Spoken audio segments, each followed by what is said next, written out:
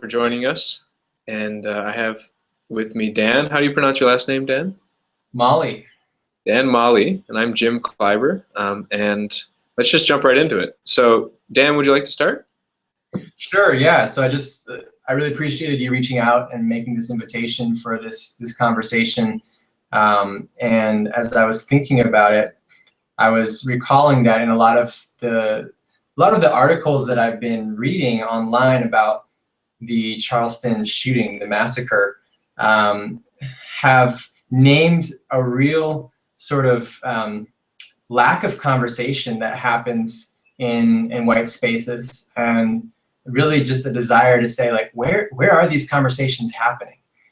Because this culture, this culture of whiteness that we're a part of, is really coming into question around all of this because of the shooter's racially motivated sort of actions. And so the question is, what are the conversations we can have as white people to look deeply into our own psyche, into our own hearts, into our own lives, to try to look for some answers to what would lead to this kind of violence on a pretty kind of a large scale over a long time. Wow, precisely. I mean, I've had some of these conversations. I mean, I've had conversations about it, but it's often been in private, maybe in a coffee shop or with a friend over dinner or something, but not in a public space.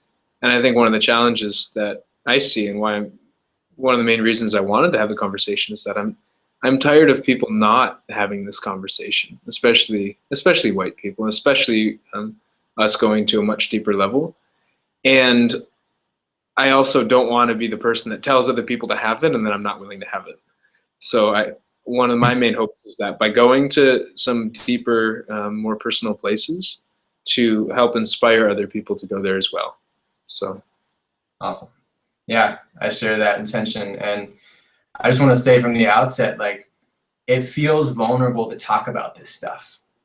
And it feels vulnerable, I think, because of the ignorance, because of the blind spots that I sense in myself, because of the privilege and the advantage that I have in society. It's like I'm just used to kind of tripping over my own toes around this topic. And so it takes a real effort to say, you know what, I'm going to stand up and just speak my truth and just share what's alive in my experience of being human, and not need to worry about, like, oh, I'm going to mess up or I'm going to make people not like me. It's like, we don't have time for that anymore. Like, we need to get real with ourselves and with each other around this topic. And I hope that's what we'll be exploring today.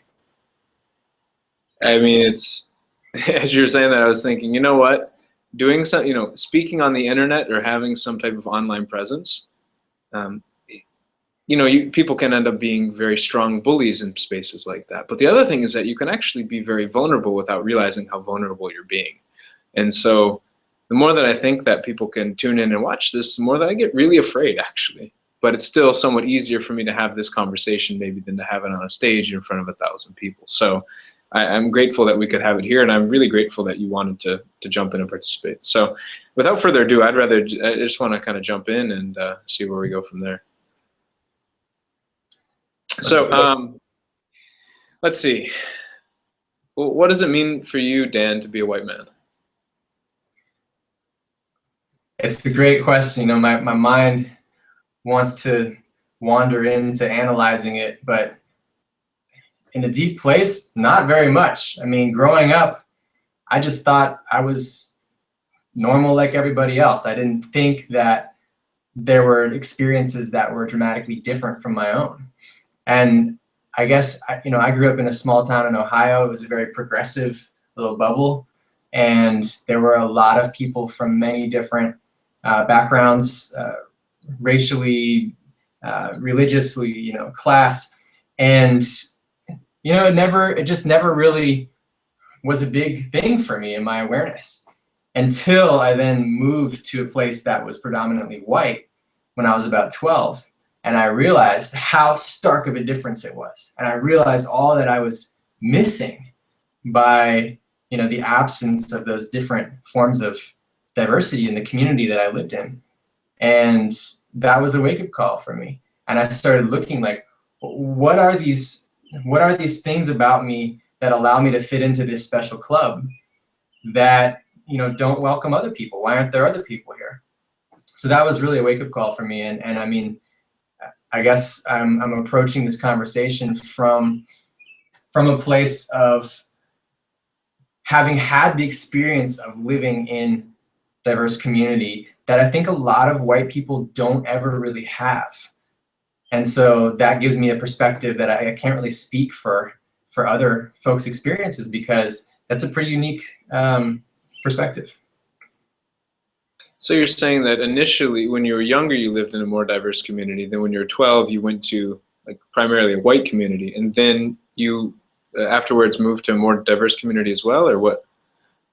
Well, yeah, I mean, afterwards, I was in a relatively diverse college environment and town, and then moved out to Seattle, Washington, which is diverse, quote unquote, but is definitely also very segregated in terms of neighborhoods and who lives where and who has access to wealth and resources and transportation and housing. And so it's, yeah, I think I'm still very much in a predominantly white space right now.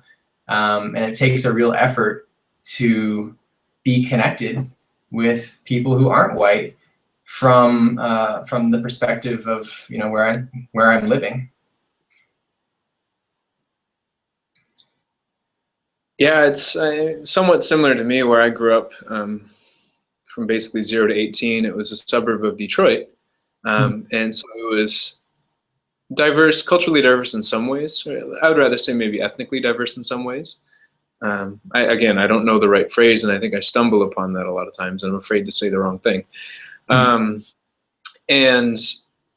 it didn't have a lot of large African American or Latino population, so it was primarily white, Eastern Asian, South Asian, other things like that, Middle Eastern as well, other places like that. And so I didn't have a lot of experience, especially with African Americans. It was primarily through playing sports. It was through basketball or through football, but they were playing different teams, so we play up against a school. Pontiac, we play some schools in Detroit and things like that. And then when I went to college, I had a little more experience in Illinois. But I went to East Africa and I had some experience in East Africa, but it was different. For the first time in my life, I was surrounded by a lot of black people, but it wasn't. I came to realize that Tanzanian culture is quite different than African American culture.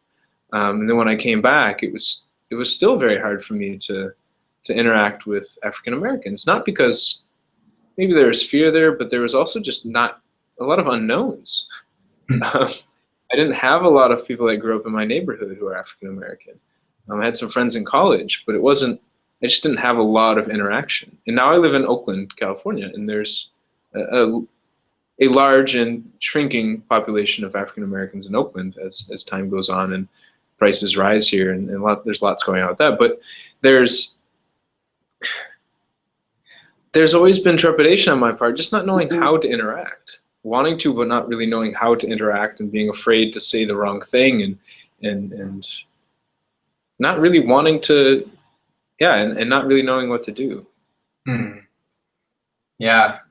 Well, I think what I hear in each of our sort of hesitations and in our stories is this concept I've come to know as white fragility. And it's an interesting concept. And I mean, I've been looking at it in myself. Basically, at first it's like, who are you calling fragile, right? But then it's like, oh, wait a minute. I have to look at it. And when I look deeply at it, the reality is that my ignorance, because of being in a privileged position and because of all the doors that are open to me, there's a lot that I can't see. And so because of that, when I have to see those things I'm not used to seeing, when I have to hear those stories and those experiences and look at the privilege that is typically just something I'm swimming in but not even aware of, when I'm faced with that reality, then all of a sudden I realize how tense I get, right? And how literally fragile I become. where if somebody says the wrong thing, or if I say the wrong thing and start feeling, you know, afraid, then I pull back, because I can do that, because my privilege allows me to pull back and say, oh, never mind, I'm not going to engage with this anymore. I'm going to go back to my comfortable life.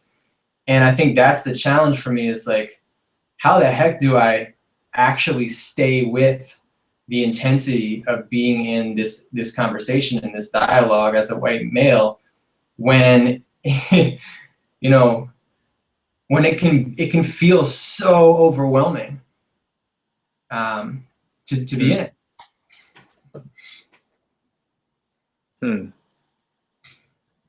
Yeah, I think a lot of times, especially because I was living out in East Africa for about 2 years, I think a lot of times being here, I'll relate to people who aren't white. For some reason, I'll feel closer to people who aren't white, and then have felt, I don't know if embarrassment is the word, or some type of distance or shame maybe for being white, because a lot of the things that, yeah, you can look at the innumerable amount of atrocious things that white people have done to people of color across the world for many, many, many, many years. And I had always distanced myself. Oh, I'm not that kind of white guy. Oh, no, I can dance. Oh, I'm not that kind of white guy. Oh, I would never do that. Or I can, I try to learn your language. I'm not that kind of white guy. And I think one of the hardest things for me in what's been going on, I mean, you could say Ferguson, but it was Trayvon Martin. It's what's going on out in Charleston. It's like so many of these things, is to not defect from being a white person. How do I recognize my own whiteness and see other white people as good intentioned? How do I forgive other white people? I think it's so easy for me to be like, to jump on the other side and be like, oh yeah, there's some of these stupid white people out there. They don't know what they're doing. But some of those people are extended family members of mine. And why am I beating up my own family? Why can't I see the good in them as well? And so I think what this has really done for me is really broken me open and go, wait a second. How can I defend the good of both sides? Yes, actions are horrible, but is there good? Is there like redemptive goodwill in everyone out there? And how can I see that? Yeah. Well, first of all, it feels challenging for me to identify it as sides, because I think that already limits the dialogue, but I get what you're getting at. I think one thing that's really important is that, in my experience, like, I can't accept other white people until I accept my own whiteness. And I can't call them into conversations around this topic unless I love them. And I really mean that. And I can't love them unless I love myself, right? So there's something about me needing to get intimate with my own whiteness, me needing to really understand and even love that part of myself, so that I can look at it, so that I can actually bring it into my awareness. And then from that place, be able to call other white people into the conversation. Because if I'm demonizing them because I'm judging myself, then they're never going to want to be part of that conversation. And I'm not truly looking deeply at my own condition so long as I'm pushing it away at the same time. So I think there's really a call to action here for us as white people to actually reconnect with our roots, to reconnect with that part of who we are, that we love, that we can accept, even through all of the history and legacy of violence and harm. And then say, look, I'm looking at this with an open heart, and I'm ready to engage this and to do whatever work I need to do, but I'm holding it close now. I'm not pushing it away. I think it's really important. Have there been any situations recently that have helped you in examining that further, I guess? Well, honestly, I mean, I see this topic being very linked to conversations around gender, for example, looking at mainstream masculinity. And I think for me, I'll use that as an analogy. Basically, I was pushing away my masculinity for such a long time. I was ashamed of it for a lot of the same reasons that you shared about being ashamed of your whiteness. all the war and exploitation and colonization and rape, and it wasn't me. But at the same time, I realized, like, I can't push that away because it never disappears. It just comes back up sideways.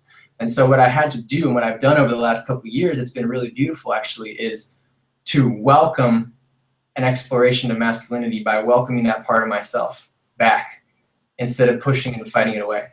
And as I've done that, I've been able to reconnect to my emotional world, to my tears, to joy, to a lot of things that were locked up before because they were considered weak or they were considered, a threat to my masculinity. So I think in the same sense, our opportunity is to really welcome back our whiteness rather than swimming unconsciously in it. Can we actually bring it consciously to the forefront of our awareness so that we're both understanding the ways that power and privilege are acting around our whiteness, but also understand that that the healing work begins when we bring it close rather than when we push it away. So really just like learning to love ourselves and starting from love.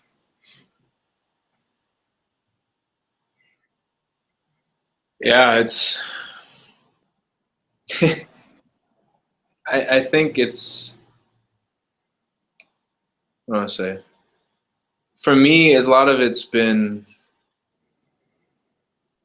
wrapped up in this concept of privilege. I think more so than even whiteness, because I think I look at myself as a white man born in the US, born to a family that could afford college, could afford lots of things. So there's like, if you look, I'm college educated, et cetera. So there's so many layers that I have of privilege.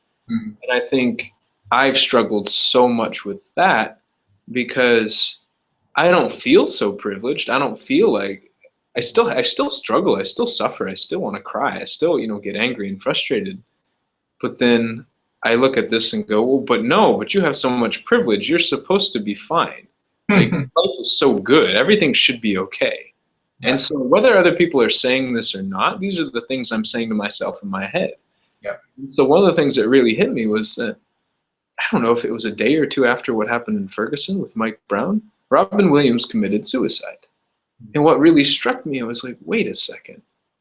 Robin Williams has some of the most privileged, he's like one of the most privileged men in the world. He just committed suicide? Oh, so even people with privilege suffer. And maybe there's a struggle that we're not allowing ourselves with privilege to experience that suffering. And when I start looking at it this way, I think, I watched a TED Talk where there was a supermodel that said, nobody worries more about their body than supermodels. If I lost 1 inch on my leg, what would that do to my career? So when the people who are the most beautiful in the world are also the most insecure about their bodies, what does it say? It says, I don't know, it says that when we have privilege, we still suffer and we still struggle. And so for me, it's been this battle of, and maybe it's mostly an internal battle, but just not feeling guilty for being good at certain things or for being societally placed in certain things. I didn't try to be born in the city that I was born in. I didn't try to be born with blonde hair. I didn't try to be born with some of these things. And frankly, I had curly hair, and when I was a kid, I hated it. And now I appreciate it. And so, but like, how do I accept the things that were given to me instead of beat myself up for them? Because I think a lot of this myth that I'm supposed to be privileged in everything and superior in everything, and then not feeling that way really drives me crazy. And I don't know what to do with it. And I think a lot of other people might spiral out of control with that as well. I love, you touched on something really important here, which I think is the difference between systemic power on the one hand and a feeling of personal or relational power on the other hand, where, to explain that, we as white people or as white men experience a lot of like structural systemic advantage.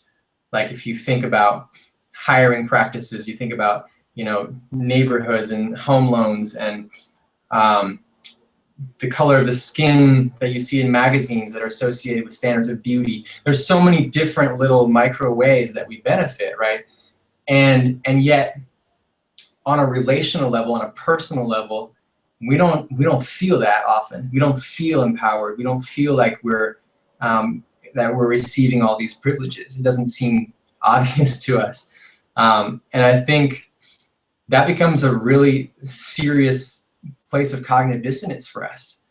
And there's this term I just learned today, which is called aggrieved entitlement. And Michael Kimmel came up with it, and he was using it in relation, I believe, to masculinity. And it's this idea that because we're taught that being a real man means having power and dominating and getting what we want and controlling situations and, you know, having women be, you know, give us what we need or whatever. It's like we're told that that's what we should expect as men within our society. And so when we don't find that in our relationships, when in fact, you know, that's not the reality, then we get pissed off and we have nothing, we don't know what to do with it. And so I'm just curious, like, how does that translate? Where on the one hand, as white people, we have this systemic advantage, we have these privileges, but on the other hand, I mean, we don't necessarily feel like that's the case because we've been sold a bad deal. We've been told that we have everything and we don't feel that way. Yeah, I don't even know what to say. That's spot on. It's that discrepancy of I'm supposed to have this, but I feel like I'm having this. Why don't I have this? Oh, there's something wrong, or there's something against me. And so I think it's having the really high expectations. In some ways, people have very low expectations from me. I'm a white man, so they don't expect that I speak. I'm a white American man, so they don't expect I speak other languages. If I speak just a little bit, they get really excited. But on the other hand, if they find out that I am not financially well, they will, but no, you're a white man. It's supposed to be so easy for you to get lots of money. You're a white educated man. You should have lots of money. Well, I don't. I'm struggling. You know, if I say that, and then it's confusing to people. Mm-hmm. And so there's a lot, in some ways, expectations are very low. In other ways, they're very, very high. And when you don't match up to it, like you said, for the masculinity thing, it's like, well, no, but I'm supposed to I'm supposed to match up to it. You know, I'm supposed to man up. I almost said that, you know, almost slipped that in. And I'm supposed to get there.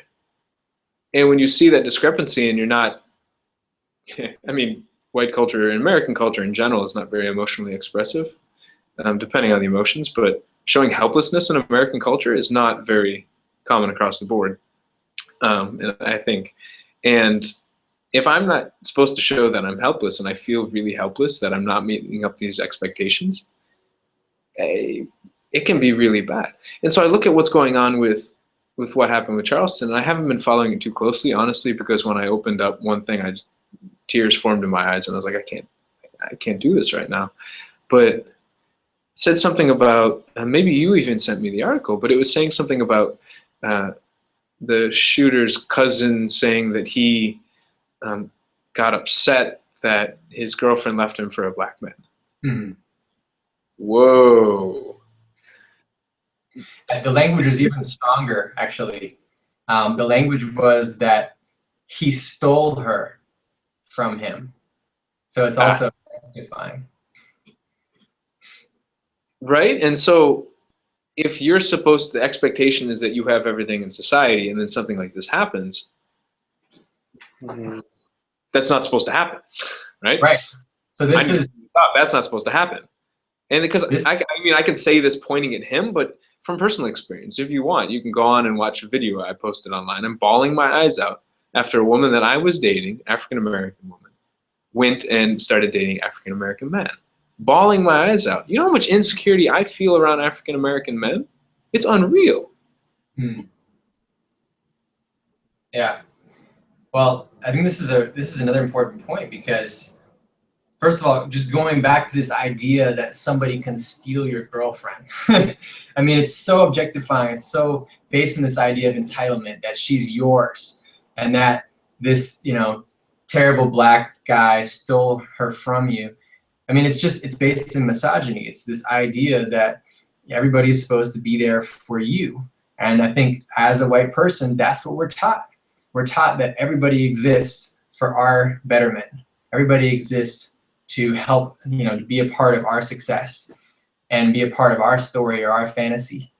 And I think that comes from being in this world where we don't have to know anybody else's stories. If you're an African American woman, you're a queer LGBT individual, you need to know what white men are thinking, how they talk, their world. You need to know their stories in order to be successful, in order to make money, in order to even be safe.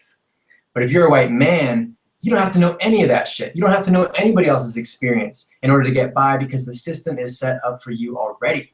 And so for me, it's been really challenging. This is where I've faced, white fragility, is having to look back and be like, oh my God, there are all these people whose stories I've never really heard because I've never really listened, because they're so intense, they're so real, they're so vivid, and they bring up so much for me, like so much guilt, so much shame, so much fear, that I have to look at.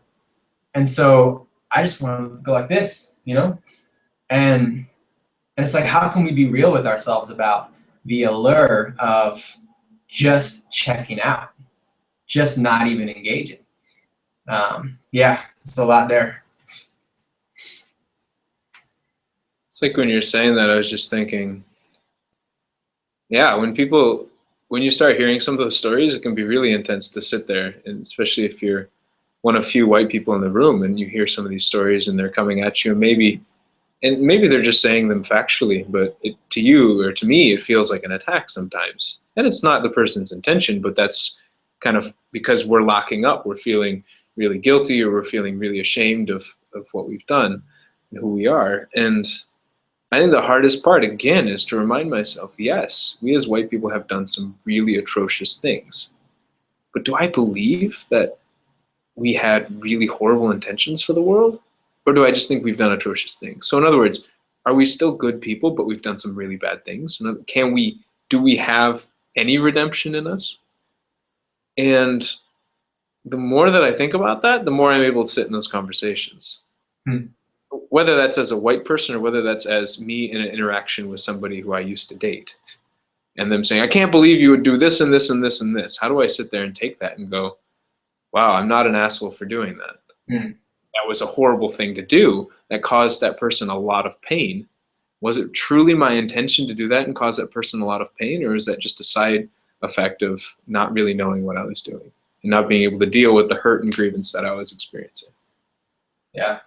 Well, you point out a really important distinction here, which is the difference between our intent and our impact.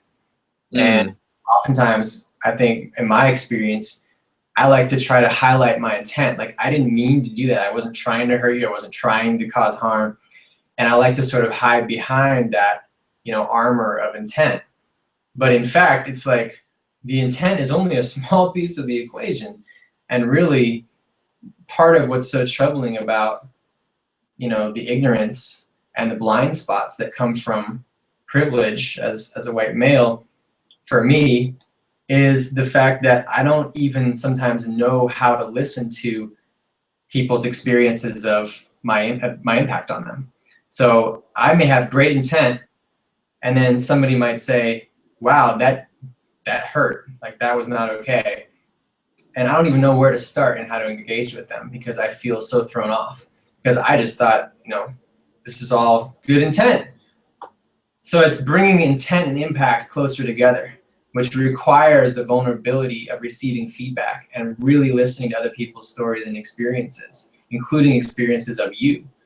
And I think that's been really challenging for me throughout many years now, is being open to that feedback, listening actively for it, and looking for the ways that I can close that divide. So let me ask you, when a situation like that would happen, where you've had good intent and something, the impact was very hurtful for somebody, and they've confronted you on this, how do you typically feel? Like, what happens next for you? I feel ashamed. I feel afraid. I feel surprised. I feel caught off guard. I get defensive initially, to try to create some distance between me and the reality of what they're sharing. and sometimes my heart starts racing faster, and I just want to leave. Is sort of the sensation. Either I want to fight or I want to leave, fight or flight. But to actually be with their feedback has been really challenging. And what happens for me is if I can get past that initial wave and just stay with it, then I learn about myself and I learn about my impact, and I learn more about, you know, how to show up in a way that is deeply respectful and authentic. And that is sort of the ongoing work. So like, for example, if I, you know, there've been a number of occasions where I've just taken up a lot of space speaking in a mixed group of people from lots of different backgrounds, and then I'll get called out for, you know, interrupting, talking over, or taking up too much space. And what we're taught as white men is that our value, our worth, you know, what gives us love and belonging is to speak our voice, is to be leaders, is to speak up, right? And so here I am trying to do what I think will have me, you know, get these basic needs met, when in fact I'm hurting people, because what they've been told in some cases their whole lives is, listen, don't talk too much, you know, don't make your voice heard. We don't care what you think. We don't care what you feel. And so then for them to be in an environment where they're constantly trying to get in a word edgewise, just with white men or white people in general, can be really triggering. So that's part of my learning process of illuminating the ways that what I used to seek out of my life just to receive, you know, belonging or love or connection, can also be complex enough that it causes harm, and to try to look deeply at that.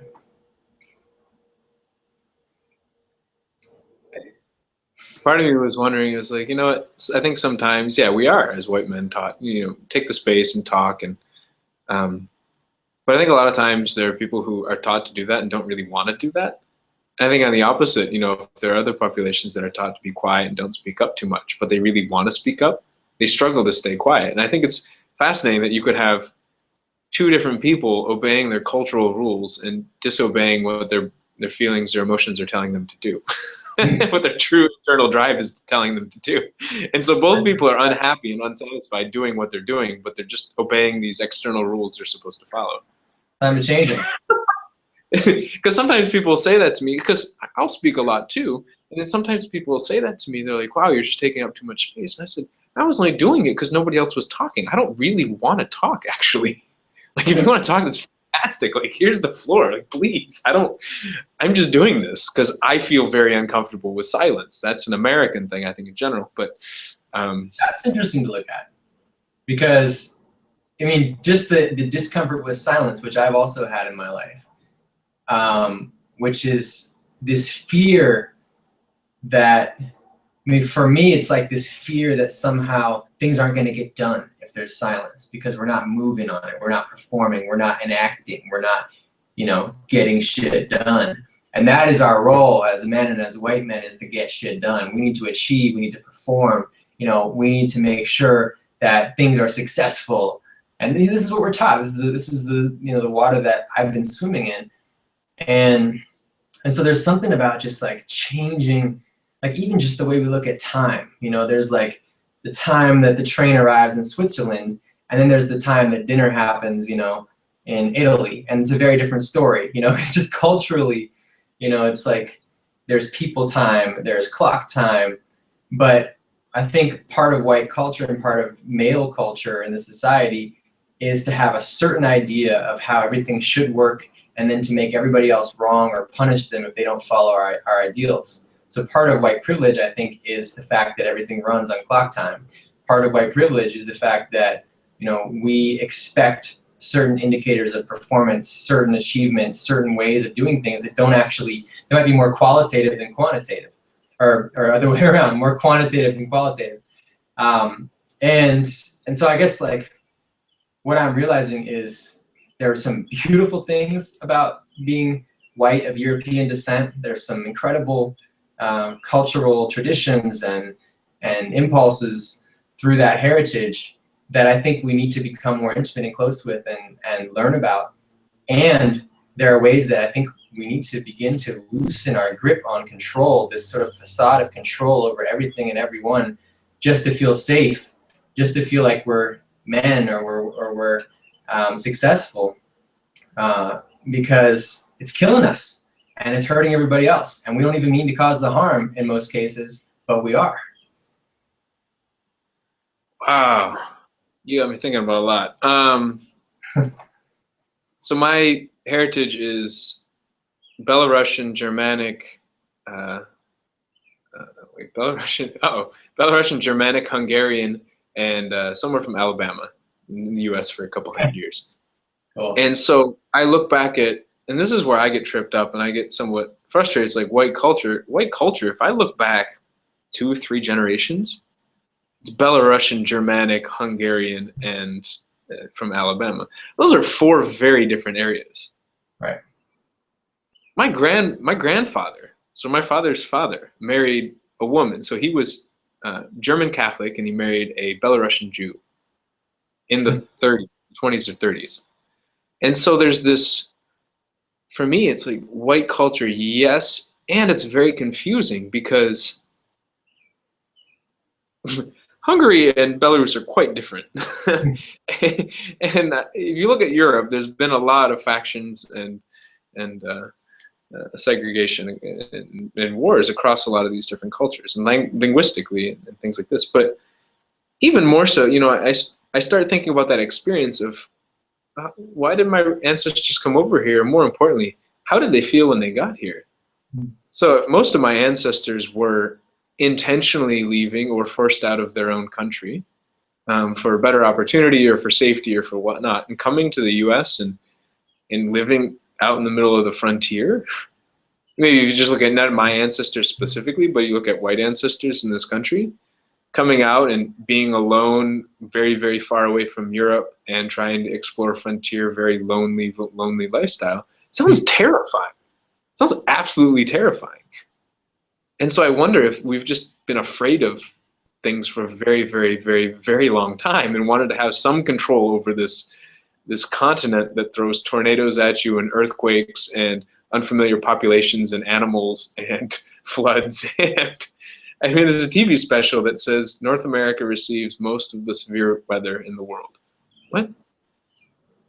And so I wonder if we've been afraid of things for a very long time. And it's not just being afraid of black people, but being afraid of terrorism or being afraid of our house getting blown away in a tornado or being afraid of earthquakes happening out here in California or being afraid of et cetera, et cetera, et cetera, and trying to somehow gain control over what's going on in this chaotic new world. Yeah. I don't think anything happens in a vacuum. I mean, I trust that everything happens for what seems at the time like a good reason. And that's tough because there's some things in history that, seem morally reprehensible to us in retrospect.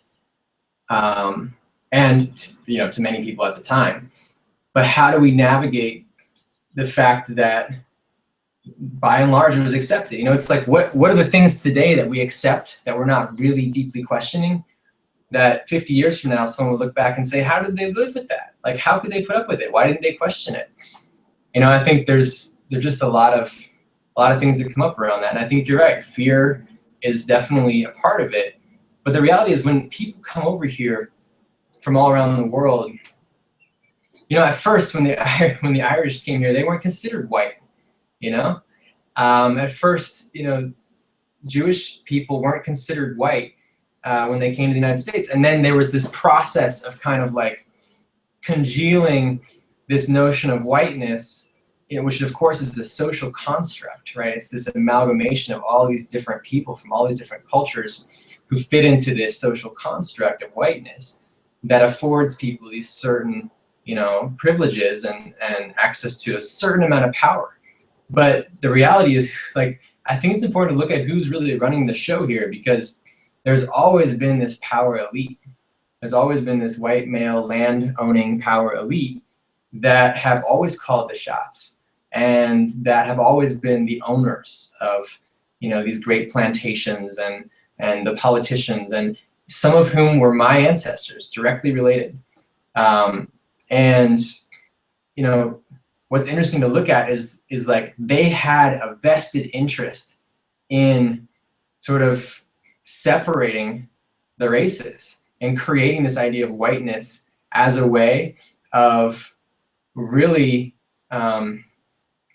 making sure that any dissent could be destroyed, because there are these white working class people, you know, poorer white people who, like you said, may have just come to the quote unquote new world, may have just been pioneers in the frontier, and they are afraid, and it is a new, you know, a totally new world. But here's the thing, if they receive, you know, some land and they receive the privilege to build a life that those who are not accepted into white culture do not receive, and that creates a power dynamic where they feel they're like, okay, well, I must be better than those people because I'm white. And then as soon as you set that up, you destroy the possibility of unified dissent across different races. Is it must be better or supposed to be better? I think it's supposed to be, yeah. Like we've been told that we're better. And the skin color, you know, becomes more important than economic solidarity. I wonder. So I'll go out dancing a lot. I'll go out dancing with reggae, and I'm actually, yeah, there's fear in going to dance at hip hop clubs. One, because I have no idea what I'm doing dancing to hip hop music. I have more familiarity and comfort with reggae music. And yeah, I think that's a big thing. I'm supposed to have this power. And so therefore, if there's a space I know where I'm not powerful, I'm not going to go because I'm supposed to be a powerful man. So if I don't look powerful in this, this is an interesting tangent. So I worked in study abroad when I was in college. I worked in the office of study abroad, and very few American men of any race would go overseas. Most of the students who studied abroad were female, and I'm not very good with lots of different gender classifications, so I apologize if that offends anyone. But yeah, what we were talking about is that to go overseas is to intentionally throw yourself outside of your comfort zone, to intentionally put yourself in a place where you don't have power. You may have power as a white man still traveling, white American man. You have a tremendous amount of power in some ways. In other ways, you don't. When you can't speak the language and you can only fumble through it in places where they don't speak English or they have some anti-American sentiment, you don't really have power. And again, maybe you're supposed to have power, but you don't feel like you have it. And I think, I know for me personally, it's a challenge to go into a place where I don't think I will have power and be there. But one thing I hesitate to say is that this is only a white American male thing. I think this is a human thing. I don't think people in general like to go to places where they don't have power. If they have the option. I don't think people. That's the key part. Is like we have the option of choosing that, whereas a lot of people, everybody who's not white, essentially, doesn't have that choice. Like there's everyday realities where they have to put on a different sort of persona or a different way of speaking or a different, mannerism in order to fit in and be accepted and be successful in a white society. So it is part of our privilege, but I agree that it still feels really scary, especially since we're used to not having to confront that on a daily basis. Well, there are a lot. I think there are also people that still do have the option. I mean, maybe this is taking it too far, but a lot of Chinese immigrants who come over do tend to stick together and stay in. There are many different Chinatowns around, and there are others who don't. There are others who choose to integrate. I think a lot of times when it comes with immigration, there is a choice, and I don't know much about. I'm very cautious to say that I know what's going on in the African American community because I don't. I also am trying to learn more, but like I've heard there are a lot of African Americans who don't want to, or who aren't very integrated into white culture. So I don't think white culture is as pervasive in so many ways. Maybe I'm totally off on this, but I still think there is some optionality. Not as much maybe, but still there is some, do I want to participate in this or not? Do I stay away from it or do I try to integrate?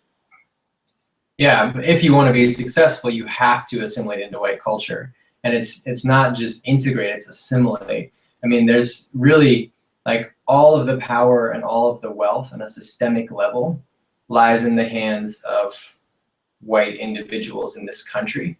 I mean, very few exceptions. And those exceptions are people like, you know, Oprah or like major athletes, right?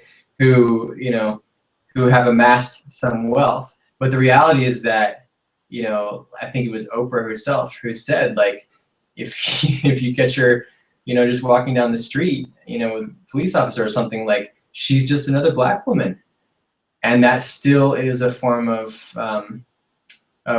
challenge that she faces in our culture. It's a form of oppression, and so it's like I agree. There are a lot of people who like to stick with their own cultures and really in their own communities with people who are like them. I think we all have that impulse as human beings, and the reality is that, you know, we live in a melting pot of white culture, not really in the sort of salad bowl of multiculturalism that we sometimes idealize.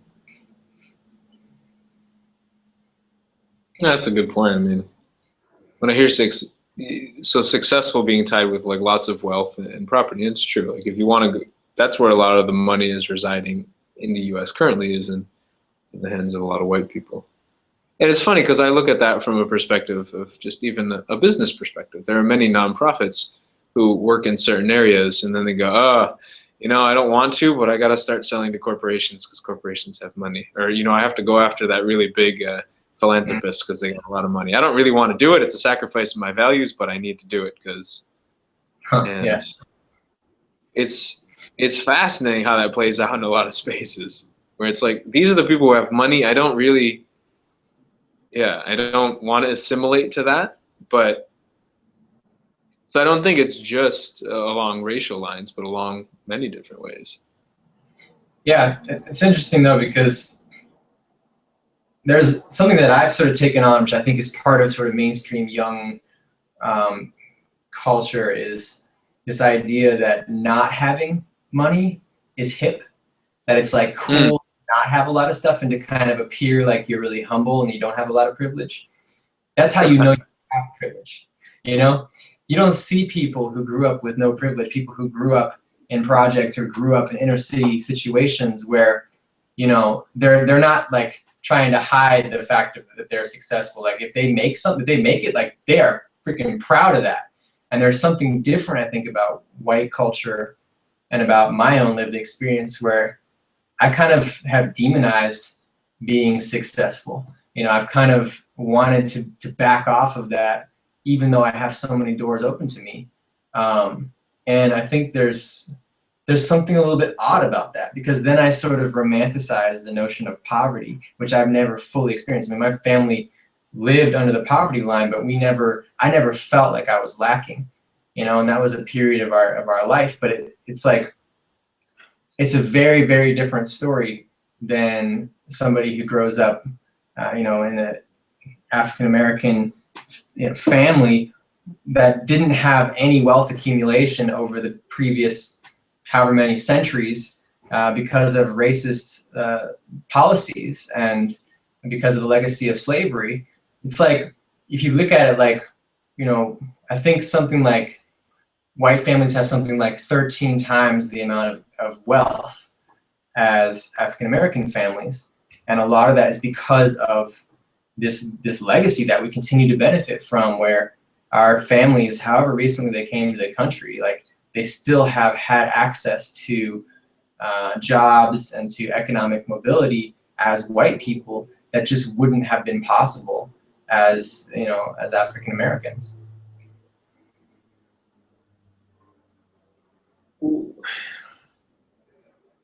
When you do something that's successful, how do you feel?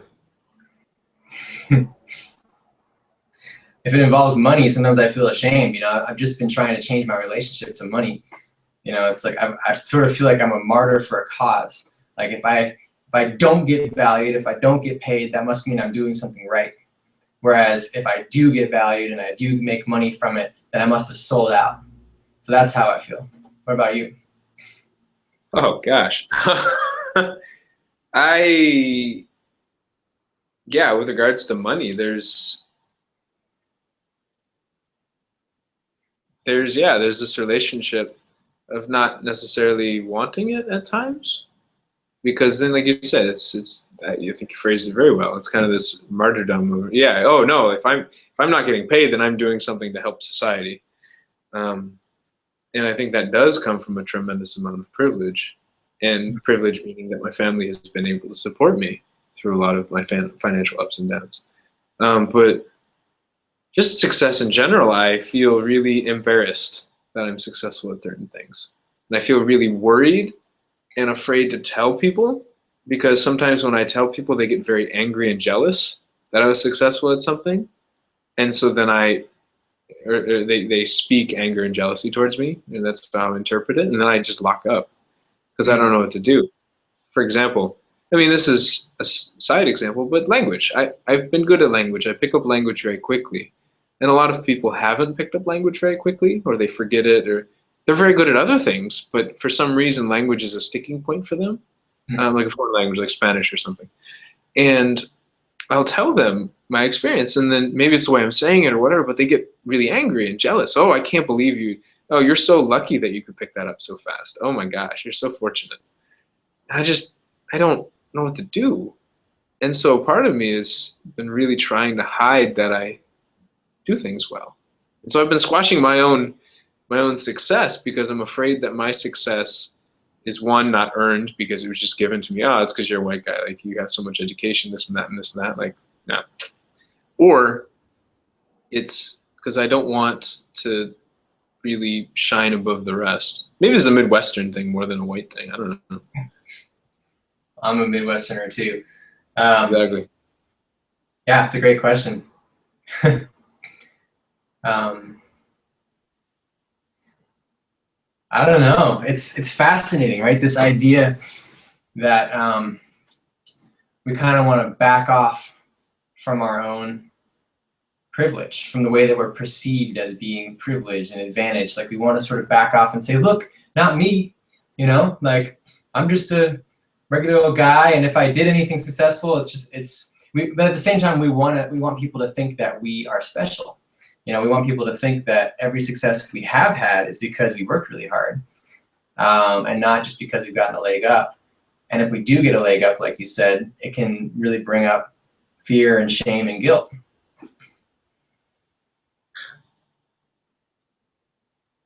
Yeah. I'm kind of at a loss for words for a second. Yeah, so let's bring this all back. I think we're getting close to our time here. Let's just bring this all back and say, why does this conversation matter? What are we trying to look at here? For me, it's just starting to explore these things, and how, for me, it's, yes, I'm a white man, so yes, I'm white, yes, I'm a man. I have a lot of other elements to me, but how can I explore those two specifically in a much deeper, more vulnerable way? And I think in this conversation, a lot of things have come up. I'm really excited to watch it again, because I'm not exactly sure what all happened. I think that's what's fascinating about conversations. And I don't know.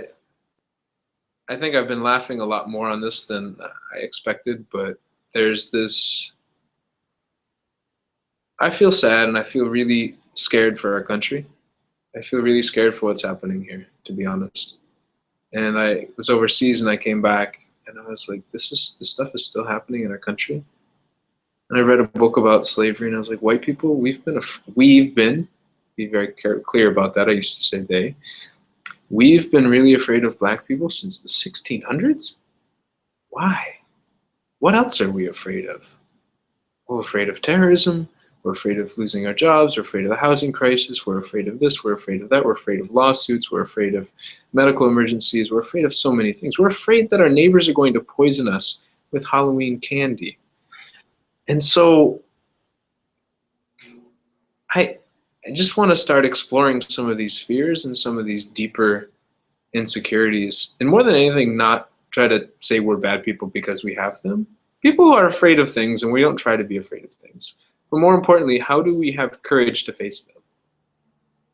How do we step into these fears for our own sake, not for other people, but so that we take care of ourselves, so we stop demonizing and squashing ourselves? Because I think somebody on Twitter said it best a couple of months back, and they said, hurt people hurt people.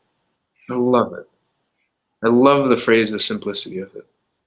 Yeah. And so how do we start paying attention to our stuff, whether it's a white thing or whether it's just as individuals, and start to look at how we're hurting and really start to allow ourselves to hurt and accept it. It's part of life. Suffering is part of life. But how do we just pay attention to it and really start to dig into it? So yeah, that's for me. What about you, Dan? Well, I love what you shared, and I resonate with a lot of it. And I think, like we were saying earlier in the call, I mean, we as white males, we're pretty fragile in this world. Like, we really are not used to having to confront the intensity of oppression that's happening in the world. At the same time that we do experience, powerlessness with a partner, we do experience powerlessness with a boss, we do experience powerlessness in an economy that's not working for us. We experience all these things, and what do we do with it when we, basically when we're told by the media that it's somebody else's fault, and it's not, it's not about us. And so, we have to then vilify, we have to demonize, we have to project our own insecurities onto others in order to deal with this vulnerability that we don't want to look at.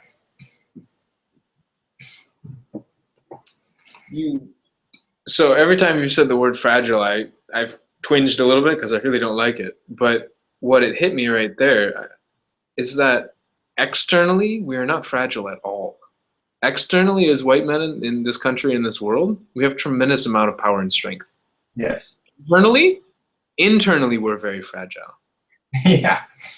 But one of the overarching white culture things, and just culture in America in general, is to not touch anything internal. It's really to not explore our emotions. It's to not explore our feelings. It's to not explore our spirituality. It's to not explore these things. And so it totally makes sense that we're internally fragile. Yeah. And so when I hear it that way, I don't cringe so much. When I hear white fragility, it seems kind of like you white people are fragile. And I go, everything in my body wants to fight against that. Screw you for calling me fragile. I'm not fragile. I'll whoop your ass. Like, what are you talking about? Like, fragile. But when I think about having this like internal fragility, it's the same thing. I read an article about bodybuilders. Bodybuilders are really tough on the outside and really often really weak on the inside. And people who own guns are often really tough on the outside and often really weak on the inside. And so, wow, that's a huge realization for me. Yeah, it's a paradox. It's the idea of trying to hold that power that we have systemically versus the powerlessness that we feel personally, and also that vulnerability that we feel personally, but the intensity of like yeah, I'm capable, but I feel vulnerable when I go into these types of discussions because I'm gonna trip on myself, because I'm ignorant, because I'm afraid of being called out as being racist, and it's like these fears. It's like we just need to just break through them. We need to lean into that vulnerability like we're doing on this call and just like share what our experiences are so we can begin to transform this culture that, has become a sickness. It's not that we are wrong. It's that what we are swimming in is harmful, and we're perpetuating it as long as we're not looking deeply at it. So that's what I think we've been doing here tonight, and I'm really glad we had the chance to talk. Yeah, Dan, this was much more than I expected. I didn't know what to expect, and this has left me in quite a introspective place. So I really appreciate this.